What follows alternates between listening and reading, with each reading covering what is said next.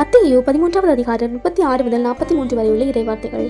அதன் பின்பு இயேசு மக்கள் கூட்டத்தினரை அனுப்பிவிட்டு வீட்டிற்குள் வந்தார்.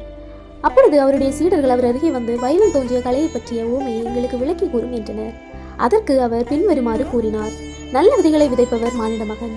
வயல் இவ்வுலகம். நல்ல விதைகள் கடவுளுக்கு ஆட்சிக்கு உட்பட்ட மக்கள். களைகள் தீயோனிஸ் சேர்க்கப்பட்டவர்கள். அவற்றை விதைக்கும் பகைவன் அலகை.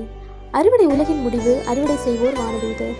எவ்வாறு களைகளை பறித்து தீக்கிரையாக்குவார்களோ அவ்வாறே உலக முடிவிலும் நடக்கும். மானிட மகன் தம் வானதூதரை அனுப்புவார். அவர்கள் அவருடைய ஆட்சிக்கு தடையாக உள்ள அனைவரையும் நெறிகெட்டோரையும் ஒன்று சேர்ப்பார்கள். பின் அவர்களை தீச்சூளையில் தள்ளிவிடுவார்கள்.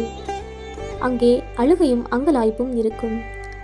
அப்பொழுது நேர்மையாளர் தன் தந்தையின் ஆட்சியில் கதிரவனை போல் ஒளி வீசுவர். கேட்க செவியுள்ளோர் கேட்கட்டும். இது ஆண்டவர் வழங்கும் அருள்வாக்கு. இறைவா உமக்கு புகழ். Thank you for watching. May God bless you.